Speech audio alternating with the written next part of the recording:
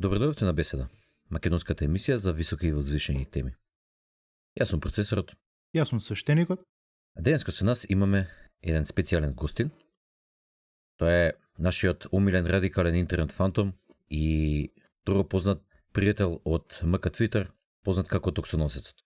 Денеска ќе разговараме со него на една тема која што него му е многу мила и драга, а тоа е околу финансиите, инвестирањето, парите, пред се од личен аспект, меѓутоа верувам дека ќе можеме да влеземе и во некои поопшти аспекти, па може би филозофски или морални, етички и така натаму. Ќе видиме како ќе тера епизодата. Но пред да почнеме со самата епизода, да му посакам добро дојде на Токсоносецот и да му оставам простор да се представи самиот. Повели. Добро ве најдов и благодарам за поканата. Чест ми е да учествувам во оваа емисија. Јас сум човечката форма на контроверзната интернет персона Токсоносецот. Во реалност работам како технолошки консултант во секторот на капитални пазари за големи институционални клиенти, но тоа всушност не е многу корелативно со темава и не значи многу, освен дека можеби сум имал привилегија да разговарам со некои исклучително паметни трейдери, инвеститори, истражувачи, менаџери на фондови и така натаму. На прашањето дали сум кадарен да зборувам на темава или дали можеш да ми веруваш, одговорот е апсолутно не треба да ми веруваш за ништо. Македонскиот интернет етер, кога станува збор за финансиска содржина, универзално е преплавен со измами, со лажни, збогати се брзо шеми, со дезинформации, предаторски услуги и така натаму, генерално од луѓе што ти продаваат нешто или едноставно не знаат подобро, и ќе си направиш услуга ако секоја содржина ја гледаш со низ предизвикувачка леќа. Од друга страна, тоа е и самата мотивација на темава. Мислам дека најдобриот вид на содржина е оној што е поттикнат од чиста омраза кон една иритирачка ситуација. Се мислев повеќе ова или темата зошто хейтаме на интернет и вредностите од хейтањето на интернет. Поздрав до еквилибрија за сугестијата, ама ќе одиме со прагматичната hands-on опција. Би рекол дека целта на оваа беседа не е да даваме совети, туку само информации, односно лабаво ќе дискутираме за некои прости концепти и процеси, од аспект на процеси, за да стигнеме до една верзија 0.1 во наводници од добра финансиска содржина. Ако било што, би требало да го насочи размислувањето во вистинска насока на нашите слушатели и да ја разбие инерцијата. Мислам дека структурата ќе биде малку хаотична, но да не дозволиме перфектното да биде непријател на доброто, односно како што викаат во консултантството low effort, high benefit, quick win. Мило ме што сум овде. Да искористам јас оваа прилика да му посакам добре дојде на Токсоносецот. Тоа е еден од старите поддржувачи на подкастот Беседа, кој често на Твитер споделуваше слики како ужива во нашите епизоди. Меѓутоа, тоа не е причина зошто го покануваме. Ние покануваме луѓе кои сметаме дека имаат што да кажат и што да понудат во однос на мудрост, практичност и така натака. И така, денеска со Токсоносецот ќе зборуваме за финансии, за инвестиции и општо за парите. Првото прашање кое што сакав да ти го поставам е една многу голема и важна тема за луѓето во Македонија, можеби во цел свет, и многу важна тема за мене лично. Луѓето многу сакаат да го екстернализираат секој проблем што го имаат и да речат, јас немам пари, бидејќи не ми плаќаат доволно, мала ми е платата, ме краде државата и така натака и така натака. Меѓутоа, јас сметам дека тоа е многу грешен мајндсет. Сметам дека секогаш мора да се погледнеме себе си, да видиме каде и како потфрламе ние самите во сите нешта, па така и во финансиите. И сега моето прашање е, ако денес некој што живее во Македонија или насекаде во светот и сака да биде финансиски стабилен, сака да не запаѓа во долгови, да нема еден хроничен минус на банкарската сметка и така натака, кој би бил според тебе еден практичен чекор по чекор систем за менаџирање на личните и на семејните финансии, што секој може да го примени? Значи, без разлика на колкава ти е платата, која ти е професијата и така натака. Одлично прашање и можеме да мислиме за овој процес како еден оперативен систем со различни чекори. Направи го ова, ако ова, направи го ова, ако ова, направи го ова. И мислам дека првиот чекор би можел да се аплицира за сите, а тоа е да направиш буџет. Мислам дека темелната порака е јасна, а тоа е нешто што многумина го игнорираат, дека треба да трошиш помалку од колку што заработуваш. Најпрост концепт. Ако трошиш повеќе од колку што заработуваш, осиромашуваш. Ако трошиш помалку од колку што заработуваш, значи дека креираш богатство, односно имаш избор. Дали да инвестираш за иднината или да ги потрошиш средствата на забава. Сега, буџетот не е извештај за минатото, туку мора да е со поглед напред. Тоа е план што ќе правиш со следната плата.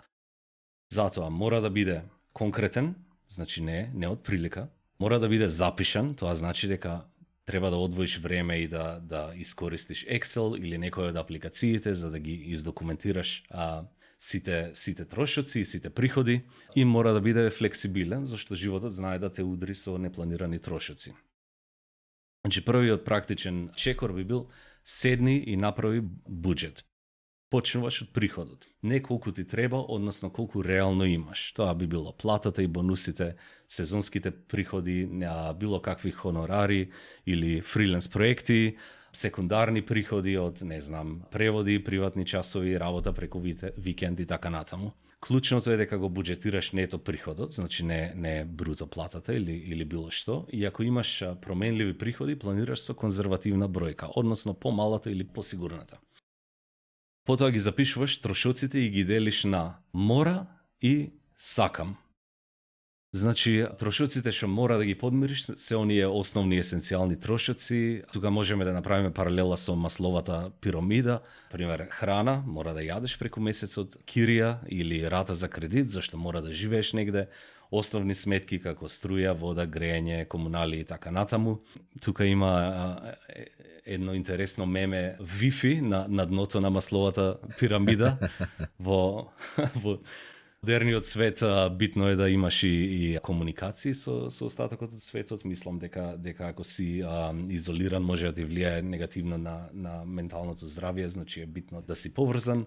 Превоз до работа, мора да стигнеш до работа за да ги заработиш парите, тоа може да вклучува гориво, карта за автобуси, паркинг и така натаму.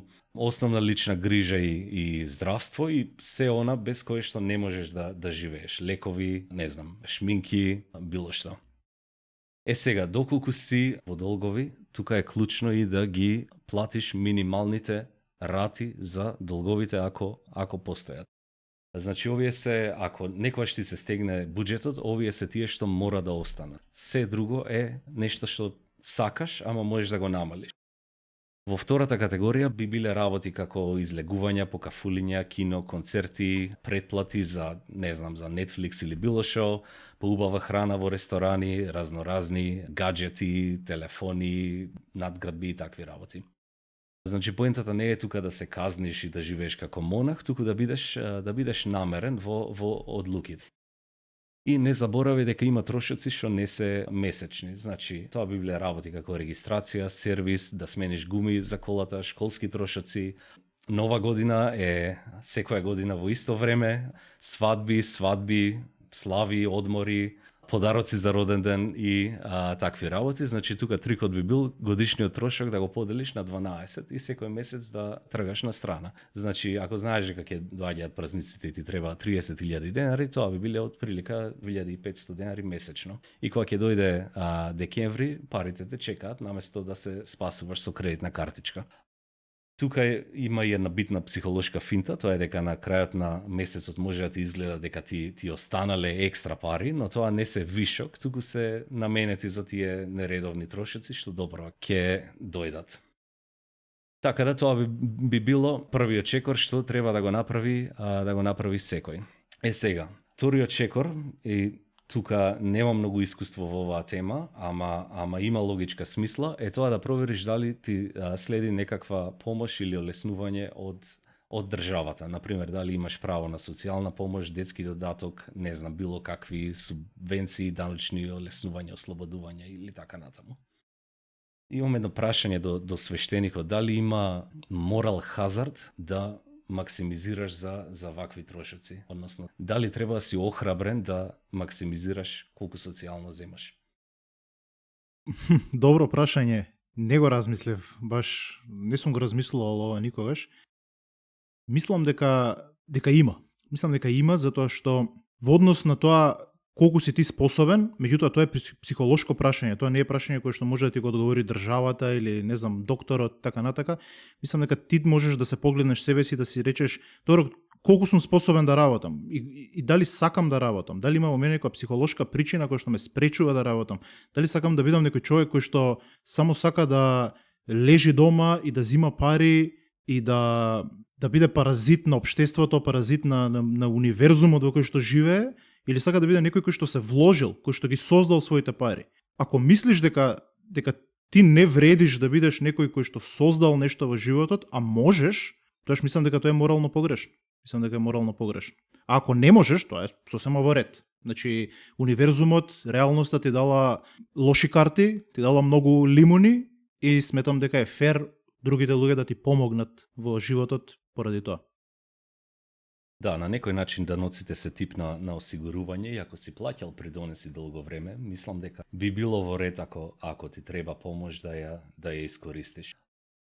Тука доаѓаме до следното прашање, е тоа дали кога ќе го направиш буџетот, дали возиш дефицит, односно дали зависиш од кредити за основното. Значи, доколку имаш отворени кредити или долгови, правилото е дека минималните рати мора секогаш да се плаќаат за да не влезеш во казни, блокади, да ти тропаат извршители на врата или така натаму. Ако можеш да останеш над вода и да ги платиш минималните рати, би рекол дека следниот чекор е да направиш еден фонд за итни случаи. Тоа е бидејќи сакаш да воспоставиш едно основно ниво на резилиентност за да те подготви на тоа што може да ти го фрли животот. Значи тоа би бил стартен фонд за ситни итни ситуации. Покасно во процесот ќе направиме и поголем фонд како повеќе месечна резерва, ама тука логиката е многу практична. Ако работиш на подобрување на финансиската состојба и ти се расипе колата, тоа може да те фрли во негативна спирала. Значи фондот за итни случаи од минимум, да речеме, 1 месец трошоци, на некој начин ти дава мир и ти дава простор за дишење.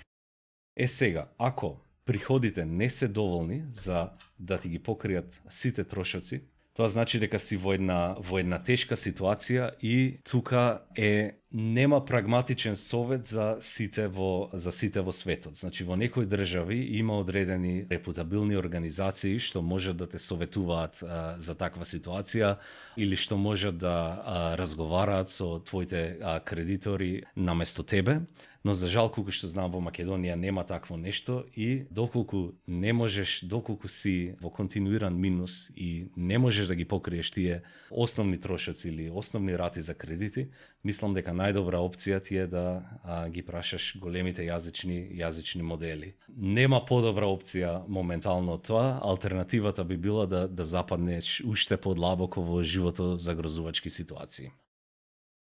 Следниот приоритет би бил да ги исчистиш лошите долгови. Односно, да речеме, кога ќе го направиш буџетот, на крајот на месецот треба да направиш една ревиденција на тоа како поминал месецот и да го планираш следниот месец.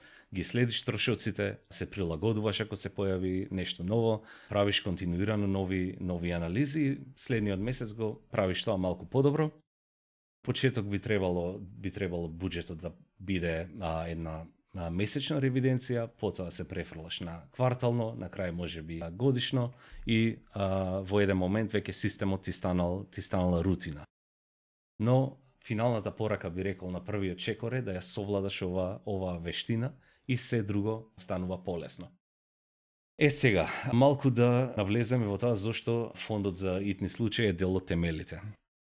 Значи, идејата е проста. Во животот ќе се случуваат работи што не се во календарот или не ти се во табелата за буџетот, како неочекувана сметка, расипан автомобил, поправка дома, здравствен проблем, намален приход, отказ од работа, дури потешки сценарии ако останеш без некој член од семејството.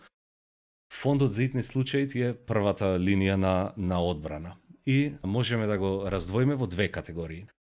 Првиот е стартен фонд, што би бил како прв штит од вакви ситуации, а тука треба да имаш околу 1 месец основни трошоци или сума што барем психолошки и практично ти ја држи главата над вода. Би рекол дека може да биде тоа што е повисоко, 1 месец од твоите трошоци или 500 евра. Логиката е да имаш доволно за да не те за првиот дефект во животот или поголема сметка да не те врати да потонеш под вода. Значи, ако истовремено отплакеш кредити, имаш картичка што ја користиш за да истераш до плата или живееш месец за месец, ова многу ќе ти помогне. Фондот мора да е одделен од главната сметка, значи ова се наменски пари, не треба да се мешаат со секојдневните трошења, не се третираат како бафер во буџетот и не се користат за кафана или шопинг, туку се за ситуации, како што рековме, ако ти дојде неочекуван голем трошок, ти падне приходот и така натаму. Затоа е битно да се чува на сметки што се достапни и што се сигурни, без ризик. Значи, не акции, не крипто, не инвестициски шеми, не било што утре може да вреди помалку ако ти треба. Ако, например, ти се расипе колата и фондот ти е во некој акаунт каде што немаш пристап последните 60 дена, не можеш да земеш одмор или да му кажеш на шефот дека ќе работиш од дома или било што. Следниот чекор во ситуацијава е да се ослободиш од скапи кредити, односно од лоши кредити или од лоши долгови. Сега, која е разликата помеѓу добар долг или лош долг? Добар долг е долг со ниска камата, кој се користи за купување на нешто што со тек на време расте во вредност. Значи, класичен пример би бил стамбен кредит за дом, бидејќи би очекувал дека цената на станот или на куќата со тек на време ќе се зголеми. Лош долг би бил долг со висока камата, што се користи за купување нешто што веднаш губи вредност. Например, било какви кредитни картички, потрошувачки кредити, минуси на сметка, купи сега, плати подоцна, шеми, брзи кредити и така натаму, тие би биле лоши долгови. Ако мора да дефинираме правило, би рекол дека се што е над 10% камата треба да се приоритизира. Проблемот со долгот не е само во каматата, туку и колку лесно може да се влезе во него. Значи многу веб страни или апликации со 2 клика добиваш одобрено. Нема разговор, нема прашање, нема предупредување и така натаму. Мислам дека е битно да кажеме дека долг не е исто што и левредж, значи да не ги мешаме тие два појми. Левредж е нешто за луѓе што веќе се финансиски стабилни. Тоа значи дека користиш туги пари за да купиш нешто што расте во вредност и заработуваш на тугиот дел, но тоа може да ти ги зголеми добивките и загубите. Би рекол да се вратиме дека ако ситуацијата е сериозна и не можеш да ги покриеш основните рати, треба да побараш помош. Најдобра опција во Македонија ти се големите јазични модели. За чистење на долговите има генерално две стратегии.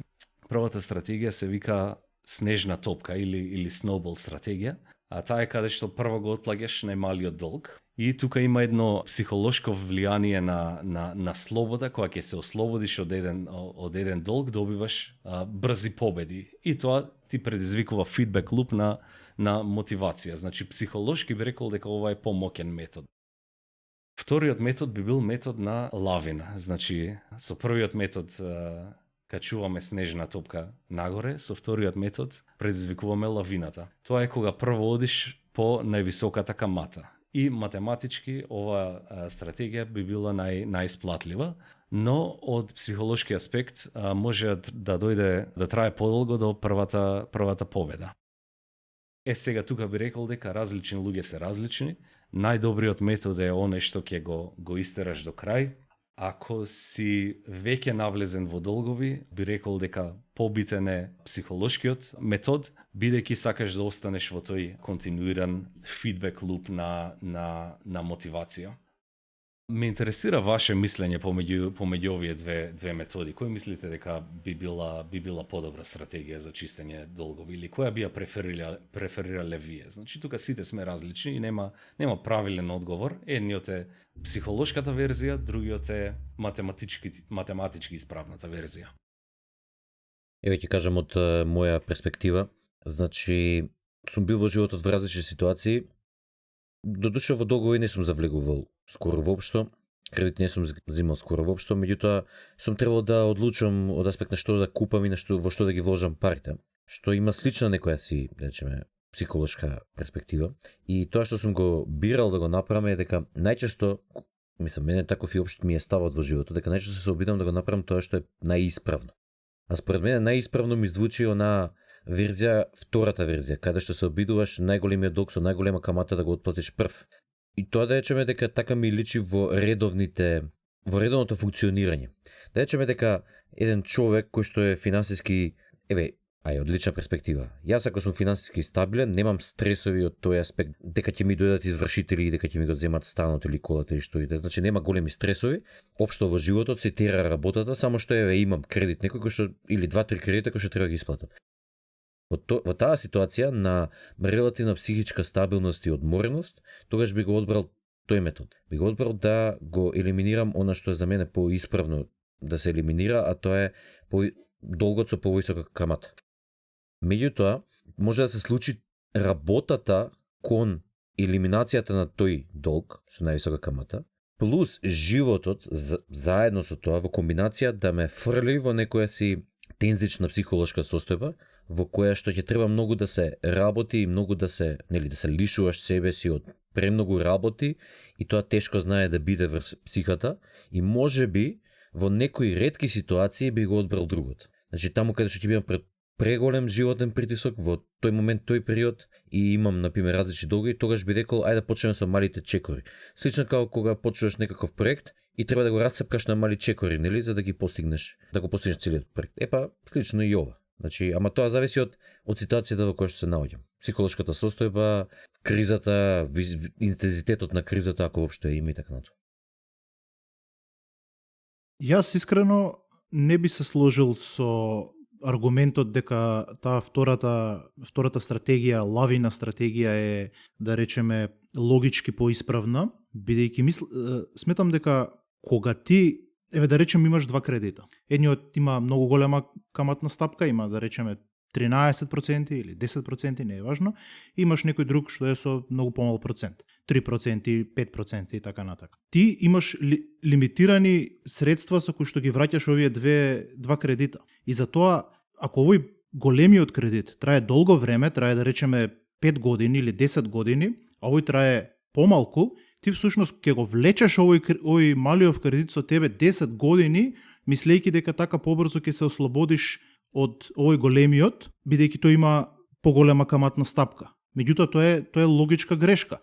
Всушност ти треба првин да го решиш овој помалиот кредит кој што има помала каматна стапка, за тие ресурси после тоа да можеш да ги вметнеш во големиот кредит и да може да даваш и некоја поголема рата, не мора да даваш рата која што ти се бара, може да плаќаш повеќе, бидејќи сега веќе имаш ослободени ресурси од овој малиот. Така да јас секогаш ја преферирам на првата snowball стратегија. Мислам дека една од клучните работи тука би било да ја направиш табелата со сите кредити. Значи, името на кредитот, која е сумата што ја должиш, која е каматата и колку е минималната рата. Ама ќе ти поставам уште едно прашање. Доколку имаш позајмено од пријатели или фамилија, каде што каматата би била 0%, како би го приоритизирал тој кредит наспроти некој што има камата од, да речеме, 12%? Дали би спиел подобро ако им ги вратиш парите на членот од фамилијата или на пријателот што ти помогнал, или побитно е да одиш со математички поисправната опција и да ги реализираш тие, да ги речеме, загарантирани приходи, односно загарантирани добивки, доколку побрзо го исчистиш кредитот со камата, ефективно значи дека помала сума ќе платиш на долг рок. Ова е многу добро прашање, ова е навистина солидна дилема и јас би одговорил со тоа што сметам дека тука треба да се избере онаа по-логична, да речеме, интелектуална стратегија, а тоа е да го замолиш твојот близок кој што ти ги дал парите да те почека, бидејќи не зема камата, освен ако тие пари не му се итни, тогаш треба први него да му ги вратиш. бидејќи ти направил услуга, меѓутоа доколку не му се итни, доколку може да те почека, сметам дека е подобро да ја вратиш први на оние каде што активно ти зимаат повеќе пари него што си дал, да ја вратиш оние, да ги вратиш оние кредити со камата, па после тоа да се обидеш колку што можеш побрзо да му вратиш на блискиот.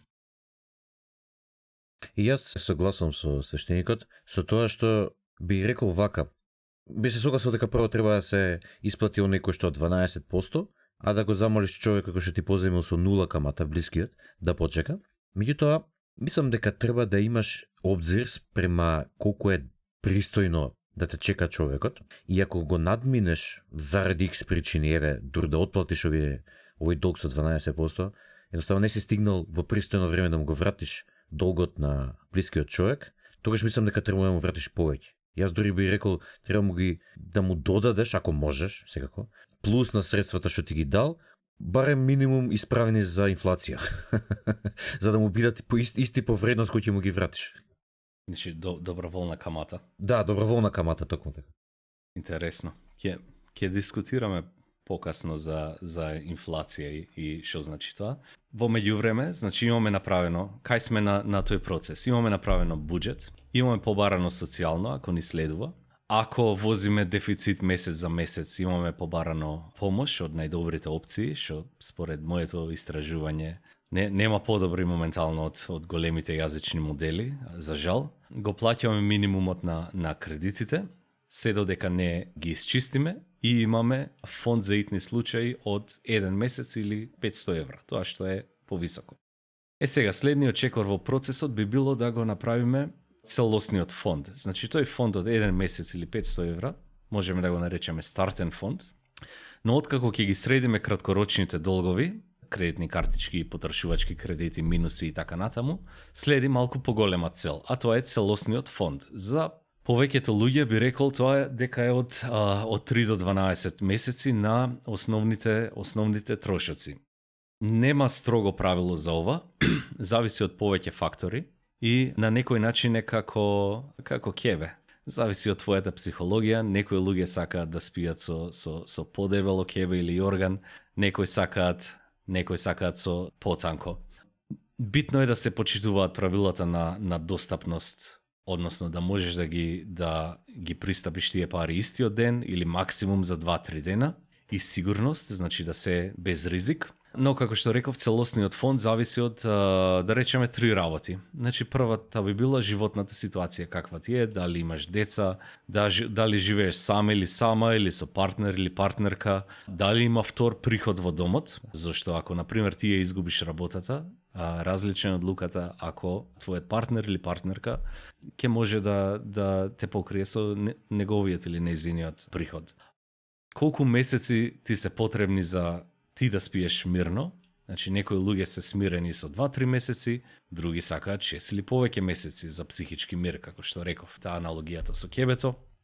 Колку се чувствуваш дека работната позиција и приходи ти се сигурни? Значи ако си во стабилна работа и имаш солидни бенефиции, можеби ти треба помал фонд. Исто ако си самоуверен дека можеш да се движиш слободно во економијата. Ако си самовработен, фриленсер или ако приходот ти варира, ако немаш фирма што ти плаќа боледување, реално би ти требала поголема резерва. Ама како практично правило, би рекол дека 3 до 6 месеци се стандардни за многумина. Повеќе ако си самовработен, трговец поединец или било што, или имаш зависни членови од фамилијата, или си на работна позиција со повисок ризик дека ќе изгубиш, и помалку ако имаш стабилен приход или втор приход во домаќинството. Сега, тука имаше една интересна поента, ја спомна инфлацијата, односно, парите ми пропаѓаат ако стојат на сметка. Инфлацијата ми ги јаде парите, зошто да ги држам како кеш? Или зошто да имам фонд кога можам да имам кредитна картичка за итни случаи? Одговорот на ова прашање би рекол дека со тоа што ќе го третираш фондот за итни случаи на некој начин како осигурување и точно е дека ќе изгубиш делот во ефективни термини, ќе изгубиш нешто во однос на инфлацијата или пропуштени шанси да добиеш поврат ако би инвестирал во капиталните маркети, ама тоа е цената што ја плаќаш за сигурност. Ако немаш фонд и се потпираш на кредитна картичка, тогаш си изложен на поголем ризик да платиш огромна камата или да се заглавиш во долг, токму во моменти кога си најранлив и кризата во која си западнал да ја претвориш во долготраен проблем. Значи изборот би бил помеѓу мал и сигурен трошок, односно пропуштен принос при инфлација, или потенцијално огромен трошок, скап кредит, камати, токму кога ќе те удри итна ситуација. Тука има една друга интересна тема за продукти за осигурување. Мислам дека различни држави имаат различни пазари, различни стандарди за тоа како треба да изгледа едно осигурување. Фондот за итни случаи би бил на некој начин твој самонаправен продукт за осигурување. Ама тука би сакал да ве прашам каква гледиште имате вие на продуктите осигурување. Зборуваме на дека се сведува на еден ризик, губење на приход. Значи за секоја од овие три ситуации сега што ќе ги набројам има продукт на осигурување. Сите водат до ист проблем. Тоа е, прво може да се случи смрт прерано. Сега ти нема да бидеш во ситуација каде што ќе ти влијае губењето на приходите, но можно е да имаш зависни личности од тебе, како фамилија, жена, деца и така натаму. Прашањето тука е дали вреди да се земе осигурување, животно осигурување. Вторите две сценарија би биле тешка болест од која ќе преживееш или долгорочна неспособност за работа. Значи сите горе-долу се сведуваат на тоа да го изгубиш приходот. Ме интересира какви гледиште имате вие за продукти за осигурување. Има многу размислувано на ова прашање и сметам дека подобро е, секогаш е подобро да си доволно зрел и доволно способен да можеш да ги штедиш тие пари или да си ги инвестираш самиот во нешто кое што ти е релативно сигурно и тие пари барем ќе ја победат инфлацијата ако ништо друго и нема да ги трошиш тие пари, ќе ти бидат надвор од опсегот и доколку нешто се случи, ти ќе можеш, тие пари ќе бидат ослободени и луѓето околу тебе ќе можат да се служат со тие пари. Така да најдобро е кога ти си својата осигурителна компанија и си ги штедиш самиот парите, не ти треба некој кој што секако заработува нешто со тоа што ти ги штеди парите или ти ги реинвестира и така натака, туку да бидеш ти тој што го прави. Меѓутоа многу луѓе не го можат тоа, бидејќи имаат милион обврски други, имаат проблеми реални во реално време и така натака, така да сметам дека тоа и не е толку лоша одлука. Всушност гледајќи ги многу луѓе околу мене кои што се финансиски образовани, литературни да речам, и исто така и многу богати луѓе кои што ги познавам, сите инвестираат во животно осигурување, така да можеби е и паметна одлука. Тоа би бил трошок кој се надеваш дека наградата никогаш нема да мора да ја реализираш реално за најтемните сценарија. Океј, да поминеме на следниот чекор на процесот. Да предпоставиме дека сме го изградиле тој фонд за итни случаи од неколку месеци и сега сме го исполниле тој процес на стабилизација и имаме редовни приходи и имаме вишок, што ни останува секој месец. Сега новата фаза би била што да правам со парите што ми остануваат, односно што не се веќе потрошени. Значи во овој дел од процесот ги имаме покриено сите долгови, го имаме наполнето целосниот фонд за итни случаи и сега имаме, да го наречеме disposable income или расположлив или употреблив приход. Тоа се пари што можеш да ги насочиш каде што сакаш, наместо каде што мораш. И тука имаш две опции. Да ги потрошиш сега, или да ги потрошиш подоцна, преку штедење или инвестирање. Сега, тука е моментот каде што многу луѓе прават грешка. Мислат дека конечно се извлекле, па го фрлаат буџетот низ прозор и почнува нешто што можеме да го наречеме lifestyle creep, односно тивко покачување на трошоци само затоа што можеш. Можеби подобар телефон, можеби почесто излегување, можеби повеќе само наградување од типот ајде бе заслужувам и на крај пак да нема ништо. Пораката тука би била е да не го губиш системот што те донел до тука. Слобода не е да трошиш без план, туку слобода е да можеш да избираш. Следниот чекор би бил да се фокусираш на така наречени краткорочни цели. Значи, краткорочна цел би била нешто што сакаш да го постигнеш во следниве, да речеме 4 години или помалку. Тоа е пак субјективно, ама да речеме дека оваа граница има логика. Ако нешто ти е блиску, не смееш да ризикуваш со тие пари.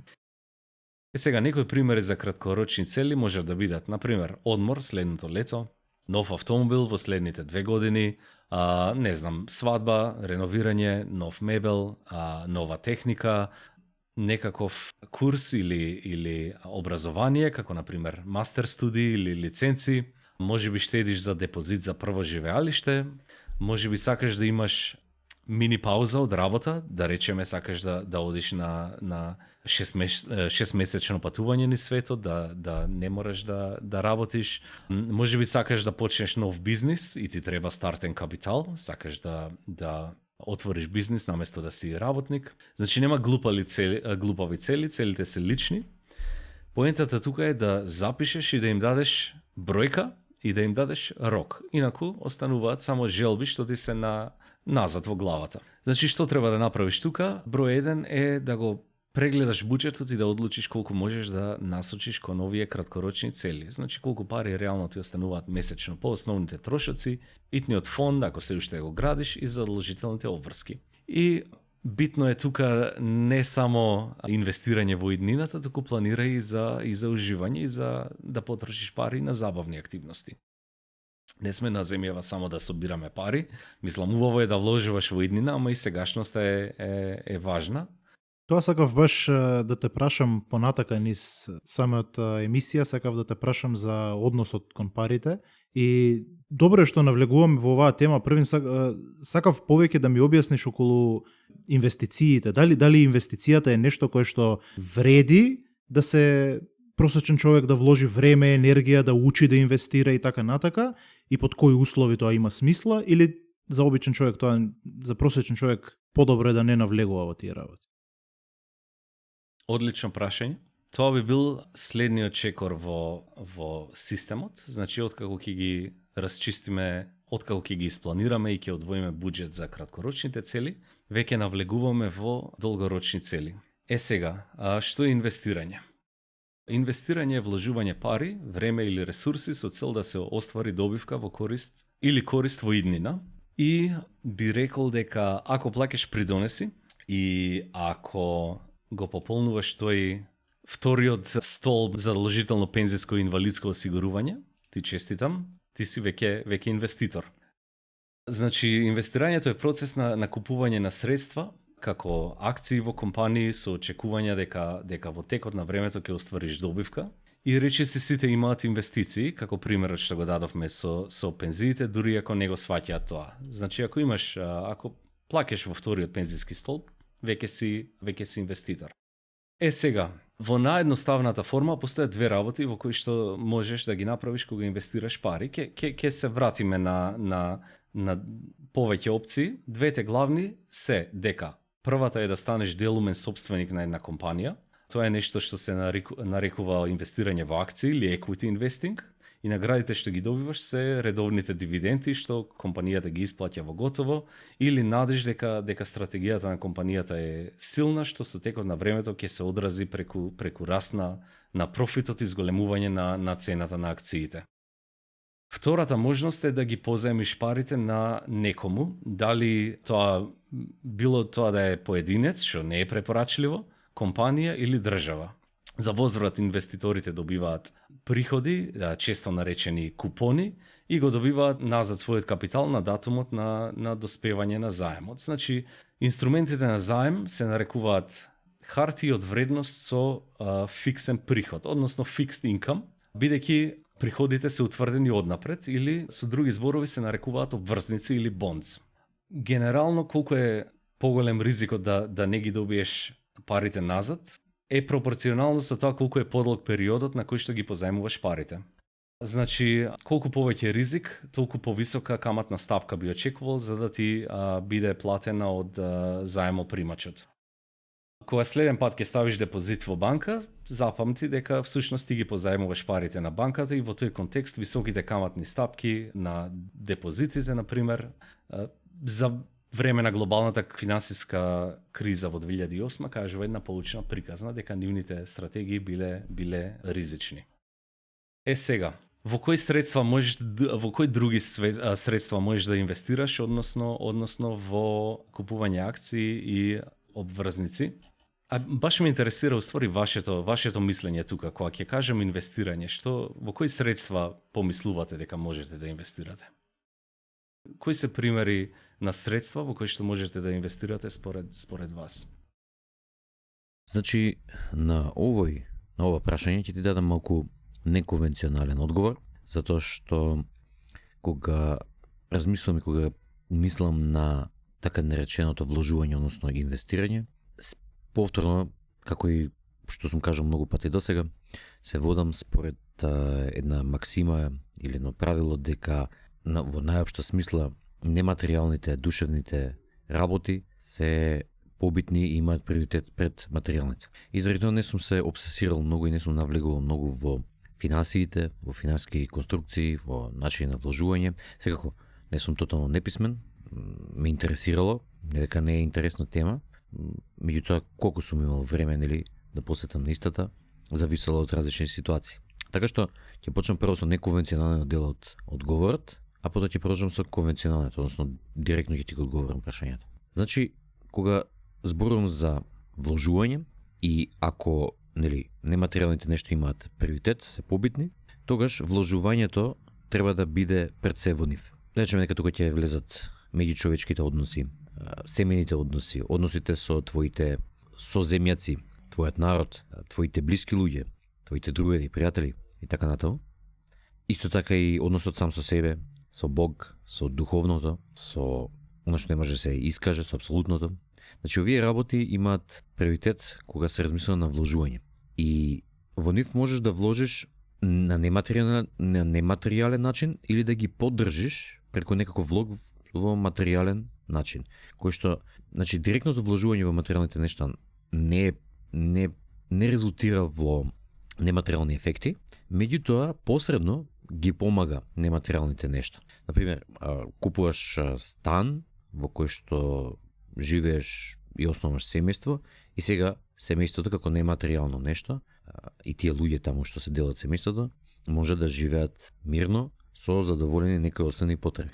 Значи, според мене треба да се задоволени основните материјални потреби, да се има и некаква резерва или бафер за војнината и тоа е доволно. Ако сакаш повеќе, можеш да работиш на повеќе, не викам дека не треба, меѓутоа тоа е доволно. Доволно е да секогаш држиш предвид дека нематеријалните нешта се победни. Така што ако вложиш например, во твоите односи со твоите блиски луѓе, утреден, зашто така ќе се изградиш една заштитна мрежа, да речеме, која што ќе ги помага сите што се внатре во мрежата. Утреден кога ќе имаш некоја си неугодна ситуација, па и материјална лоша ситуација, таа заштитна мрежа ќе може да ти помогне. И колку е посилна и колку поздраво се развиени самите односи, толку повеќе ќе може да ти помогне и повеќе ќе сака да ти помогне. Ме се чувало, например, да луѓе кои што сум знаел дека не биле во добра материјална состојба, меѓутоа заради XY причини, можеби заради понос, можеби заради друга причина, не сакале да кажат дека се во таква состојба. Ми се чувало јас самиот да им понудам материјални средства, пари или што и да е друго, со цел да ги помогнам.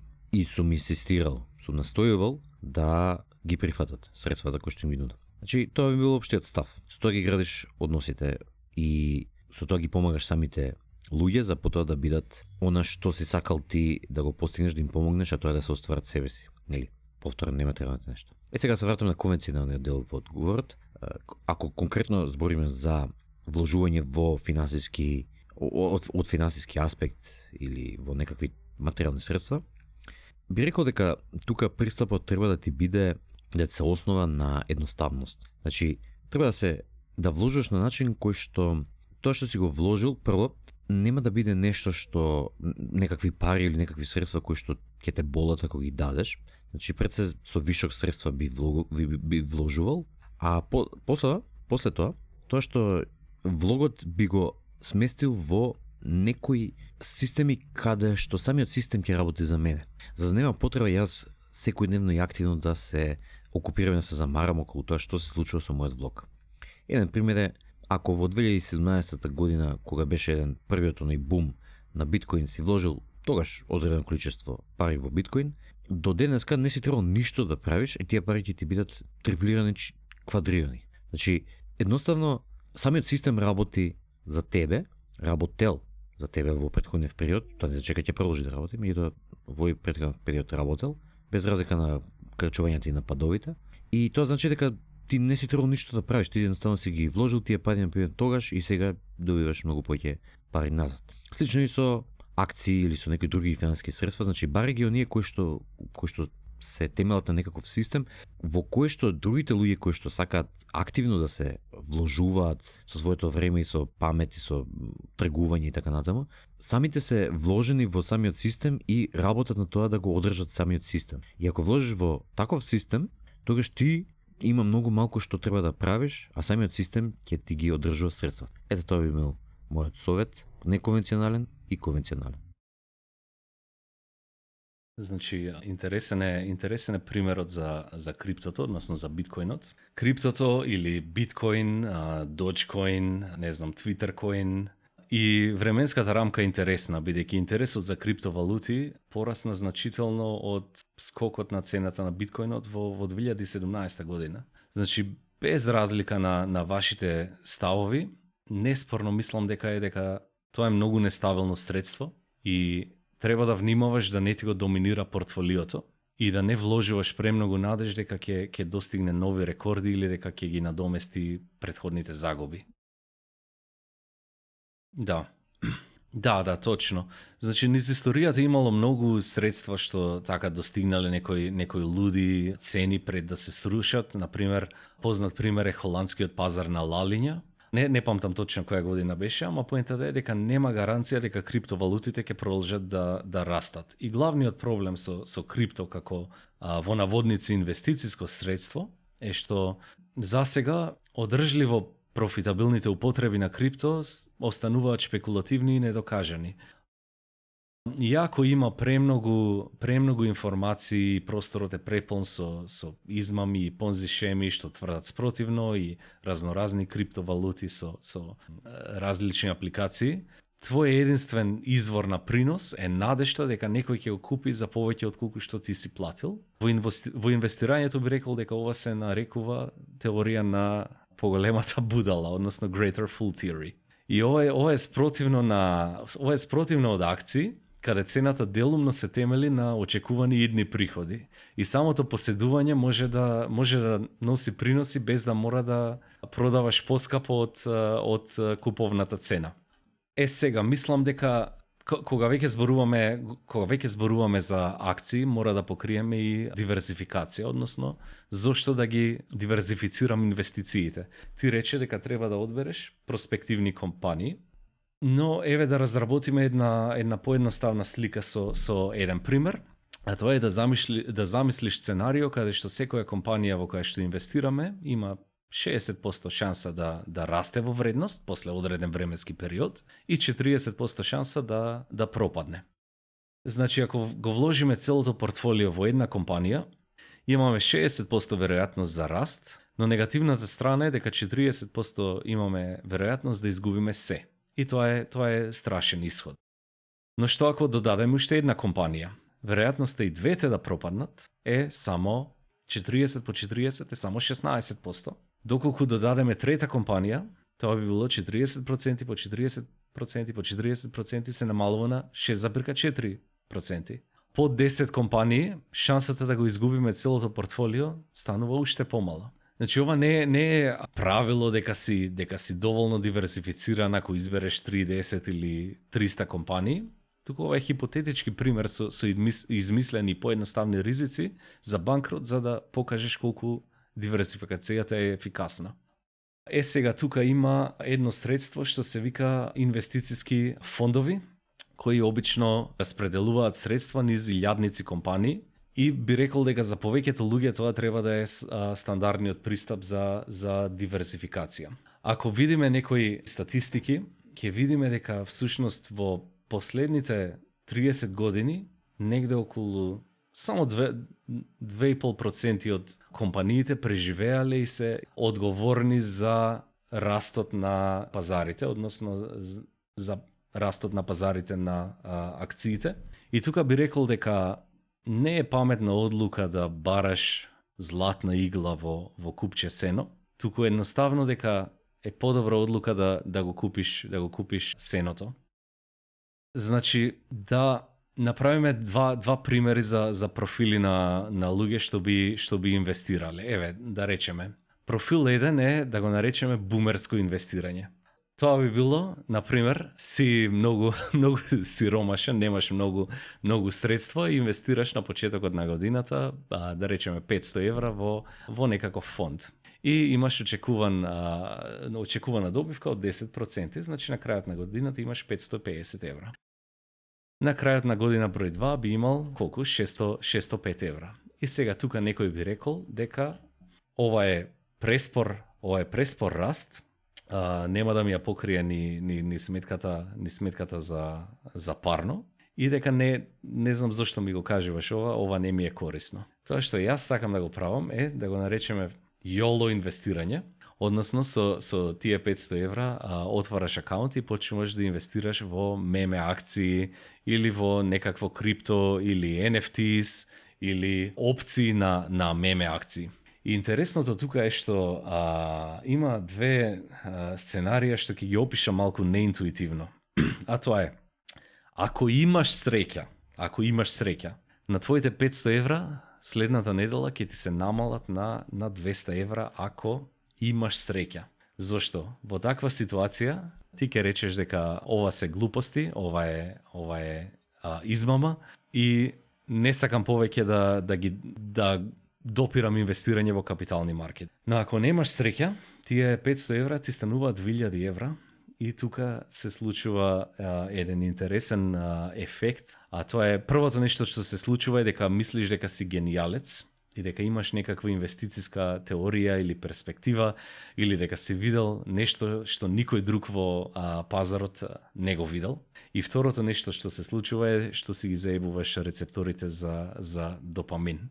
Значи мислиш дека можеш да го рекреираш успехот што си го постигнал и доаѓаш до значи мислиш дека можеш да го повториш тој успех повеќе пати, но реалноста е дека прифаќаш огромна сума на ризик и всушност се однесуваш исто како некој што влегол во казино. Значи многу е тешко да водиш аргументи со некој коцкар што е на winning streak или на добивка што те гледа како будала зашто не му се придружуваш на шемата, но реалноста е дека на доволно долга временска оска тие што инвестираат пасивно, односно тие што само го следат маркетот, а тоа би биле некој 5% годишно после инфлација во просек според емпириските докази, скоро секогаш ќе бидат поголеми добитници од тие што прават дневно трейдање. Значи можеш да постираш слики на огромни добивки на интернет во краткорочни периоди, и краткорочни периоди тука би рекол дека се 2 до 3 години. Долгорочни периоди би биле нешто како поврзано со долгорочните цели, односно инвестирање за пензија, ако некогаш планираш да живееш од инвестициите, ако мислиш дека државната пензија што ја добиваш нема да ти биде доволно за да имаш полн фрижидер. Во реалноста тоа што го гледаме е дека тие што се трейдерите на доволно долга временска оска ги губат парите. И многу од платформите за трейдање пишуваат дека поголемиот процент од retail investors, например тие што инвестираат во CFDs, Contracts for Differences, околу 80% ги губат парите. Тоа значи дека добиваш во казиното се повеќе и повеќе, се додека не изгубиш. А после тоа е roll credits, this is the end, hello darkness, my old friend. Така да, тоа би го кажал. Реалноста на попаметно инвестирање е да ја користиш нешто што се вика compounding, односно камата на камата, како да го да го опишеме тоа би бил експоненцијалниот раст на средствата што ги инвестираш редовно. Например, ако инвестираш 200 евра месечно, од моментот кога ќе наполниш 21 година до моментот кога ќе наполниш 65 години, колку биле тоа е 45 години, вкупно би инвестирал околу 108.000 евра. Значи на 65 години вкупната вредност на уплатите се 108.000 евра. Но вкупната вредност на портфолиото заради овој концепт на камата со конзервативна предпоставка од 5%, значи кривата би растела експоненцијално, односно купната вредност би била околу 383.280 евра. Ако одиме со предпоставка од 6%, конечната вредност би била 510.584 евра. Значи битно е кривата да ја почнеш од почеток. Ако почнеш една година подоцна, ја губиш годината на крајот на графикот, односно најскапата. Последните 5 години во овој пример би донесле околу 127.156 евра раст. Значи целта на паметно инвестирање е да ја искористиш моќта на компаундинг, односно на камата во твоја корист, а не да ги победиш маркетите. Прашања, коментари, предизвици? Искрено да ти кажам, толку многу информации изнададе и толку многу интересни и некој од нив јас ги знаев, стратегии, не само на инвестирање, на штедење, на како да се користат финансиите, многу од нив и не ги знаев и ова епизода ќе треба да ја слушам неколку пати во иднина за да си направам една убава белешки да си направам во однос на како да се менаџираат средствата и сите тие трикови кои што ги кажа ти и тие стратегии.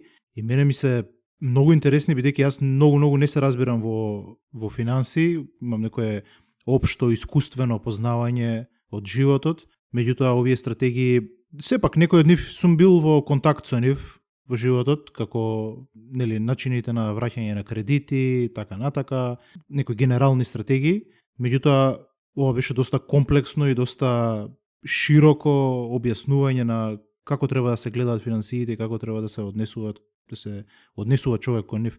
Мене многу ми се допадна. Сакав да те прашам уште едно прашање, кое што е така малце подлабоко, бидејќи е во контекст на беседа, а тоа е кога ќе се тргнат на страна бројките, платите, сметките и така натака, што се во суштината парите? Значи, каков психолошки и емотивен однос е здраво да имаме кон парите? Дали да ги доживуваме како обично средство, како форма на моќ, како некоја општествена илузија, што сите мора да ја веруваме? И уште поважно, дали нашето богатство всушност ја покажува нашата вредност како луѓе? Ме потсеќаш на филмот Margin Call, каде што во еден момент тој што е CEO, кога разговара со менаџерот на trading floor и имаат вечера на крајот на денот кога решаваат да ја почне таа криза во 2008 година, односно кога се ослободуваат од тие токсични MBS assets кога ги продаваат на загуба.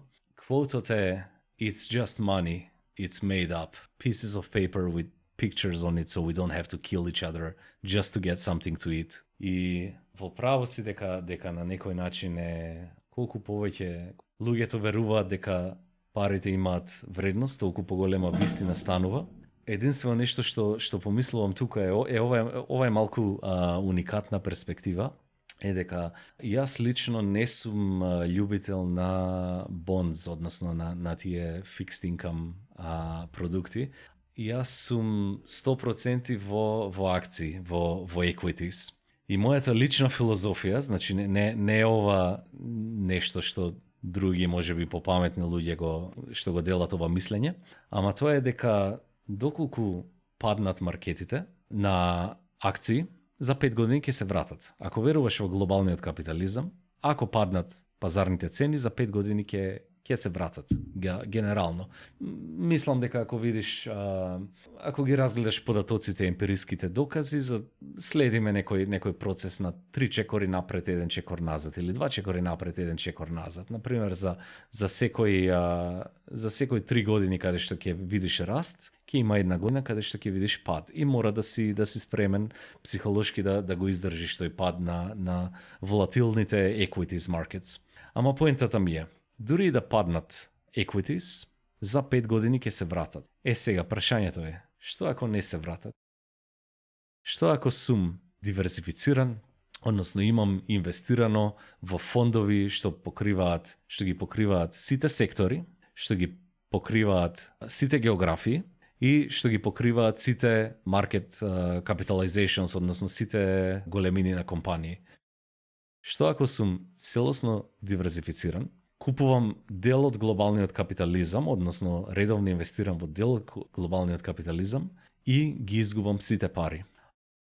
И одговорот тука е дека ако се случи тоа сценарио, имаш поголеми проблеми отколку вредноста на твоето портфолио. Односно, ако се случи да паднат тие цени на акции на глобалните пазари, подолго од 5 години, веќе треба да инвестираш во оружја, во пиштоли, можеби во злато што можеш да го размениш со некои разбойници. Треба веќе да размислуваш за тоа како би станал фармер, да размислуваш за кокошки, за моркови и за такви работи. Значи, тоа би рекол, ако маркетите, ако equities маркетите не се вратат за 5 години, веќе би имал поголеми проблеми од тоа што портфолиото ти е во црвено, и веќе ако се случува такво сценарио во светот, треба да размислуваш за тие пост-апокалиптични начини на преживување. Ама многу ме интересира вашето мислење на оваа тема. Еве, јас ќе одговорам прв. Мислам дека ако на крај крајава и покрај сите твои стратегии, сите твои мрежи за спасување и така натака, сепак ги изгубиш парите, сепак не вроди со плод и ти изгубиш повеќе пари него што си вложил или па дури банкротираш, на крајот на криштата одговорот е во рете. Ништо. Тоа е тоа. Продолжува животот, гледаш како можеш да се спасиш понатака, меѓутоа како што кажа ти, само пари се тоа, само одредена вредност, само хартија. Или во Македонија не е хартија, туку е памук, 90% парата, банкнотите се памук. Меѓутоа ете, тоа е тоа, памук е само. И треба да размислиш дали има поголем проблем, како што кажа ти, дали треба оружје да купуваш или да бегаш некаде во природа да живееш, доколку само неуспехот се должи на твоите грешки или едноставно среќата, ништо, тоа е тоа. Одлика на човек со самодоверба е да каже тоа е тоа, јас сум способен човек, пак ќе си ги вратам парите и крај на преказната. Јас се согласувам со свештеникот. Во основа ниту сите ситуации можеш да ги предвидиш, ниту за сите ситуации можеш да се спремиш, и не за џабе устата ни отече од зборење дека треба амор фати да се заљубиш во судбината. Значи, ако се случи тоа е тоа. Значи, си изгубил, си пробал, си дал се од себе, стануваш, се бришеш и продолжуваш понатаму. Секако, дури би додал уште една работа, она преска што го кажав околу човечките односи, значи токму во тие ситуации, токму во тие кризни ситуации каде што системот колабира, сваќаш колку се битни меѓучовечките односи и она што си вложил во меѓучовечките нематеријални односи и работи. И дека една заштитна мрежа, еден човек да го знаеш во таква ситуација кој што има крава, па ќе можат децата да ти преживеат затоа што ќе можеш да си купиш млеко, односно да ти даде млеко. Ако ти е наклонет кон тебе, или ти да му дадеш нешто друго, да идеш да му работиш во шталата и сега да те викне тебе зашто ти верува, па да ти даде 10 литра млеко, наместо да викне некој трет на кој што не му верува и ќе го утепа него и ќе му ја украде кравата. Значи, човековите односи ги занемаруваме, да се биде доблесен и да се живее до максимумот на својот капацитет доблесно, го занемаруваме тоа како небитно, а всушност тоа е основата. Ова е плюс, меѓутоа парите се средство, не се цел. Затоа и кажав на почеток. Секако не треба да бидеш финансиски неписмен. Не треба да бидеш како ној да се закопаш со главата во песок и не ме интересира мене тоа. Работи и на тоа. И тоа е битен аспект од животот. Своите финансии, своето буџетирање, како што кажав уште на почетокот, тук се кажа, односно Практично првиот половина час беше посветен на оналично буџетирање и како да постапуваш во однос на парите од личен аспект. Сите тие совети применувај ги. Меѓутоа, не заборавај дека материјалните работи ги создаваме за да ги поддржиме нематеријалните, да ги поддржиме духовните, емоционалните, меѓучовечките односи меѓу нас. Она кое што навистина вреди и кое што има безгранична вредност. Ако дозволиме материјалните работи да не тргнат, да не отргнат од овие другиве кои што се побитни, тогаш нешто сериозно сме сгрешиле во животот. Јас мислам дека тука е добра точка за да затвориме. Само уште една работа ќе искоментирам, па после ќе му дам на токсоносецот да докаже нешто ако има.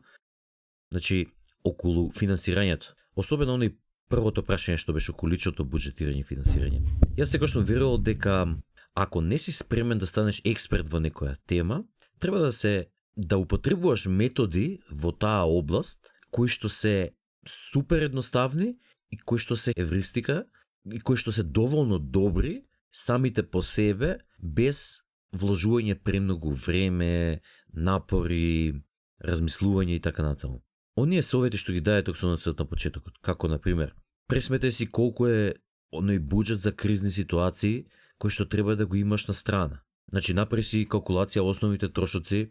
За мене таа калкулација е 6 месеци на основни трошоци. Од прилика 500 евра по 6 месеци, 3000 евра. Значи, ако си го направиш вака, ако си направиш вака пресметката и успееш да ги одвоиш тие 3000 евра на страна, тој метод, тој не е совршен метод, може би ќе ти излезат повисоки трошоци, може ќе ти излезат помалку, не е битно. Тој не може да совршено да предвиди ситуацијата. Меѓутоа е минимум труд и влог за доволно добар резултат. Ако смета некој човек од овие што не слушаат дека не може да станува финансиски експерт, меѓутоа сака доволно добри методи, таквите методи се најдобри. Значи најдобрите методи се најпростите методи кои што функционираат. Со тоа јас би затворил тука како еден вид на прагматичен и практичен совет и сега би му дал збор на токсоносецот за завршни зборови или ако сака да искоментира, може го кажав јас. Воли. Значи, многу интересна поента кажа и за жал моравме да ја компресираме содржината. Реално можеме повеќе од 20 часа да дискутираме на оваа содржина. Ама доколку навлеземе подлабоко, ќе сватиме дека наједноставните методи се уствари и најдобри, бидејќи повеќе од кога ќе размислиш за пазарите, сите тие интелигентни луѓе што се обидуваат да го победат пазарот, уствари не успеваат, односно 95%. Во изминатите 20 години во САД, околу 95% од професионалните менаџери на фондови не успеале да го исполнат своето ветување и да го победат акцискиот пазар на основа прилагодена според ризик. И тука заклучокот е дека оние што успеале се само срекни. Значи, еден отварач за очи тука е дека индустријските трошоци се преголеми. Односно, глобален акциски фонд што се обидува да го победи пазарот, наплаќа околу 1,2% од вредноста на фондот годишни тековни трошоци. Во изминатите 123 години глобалните акции имаат обезбедено реален принос, односно по инфлација од околу 5% годишно. Значи, на долг рок, доколку плаќаш за тие цени за менаџирање на фондови, всушност индустријата на некој начин колективно ти зема речиси 25% од приносите. Тоа што е клучно, што навистина сакам да го кажам на крај, е да не плаќаш прескапи тековни трошоци за пасивно инвестирање. А прескапи би биле се што е над, да речеме, 0,25% годишно. Има една интересна, моето испитување дојдов до еден заклучок, дека тој вториот пензиски фонд во Македонија всушност тие менаџери на фондовите всушност наплаќаат по 2% годишно и имаат и влезни трошоци. Значи, подобра стратегија за пензионирање е тоа што можеш сам да си го направиш со наоѓање на ефтини платформи за да ги минимизираш трошоците, отколку продуктите за инвестирање што се достапни во Македонија.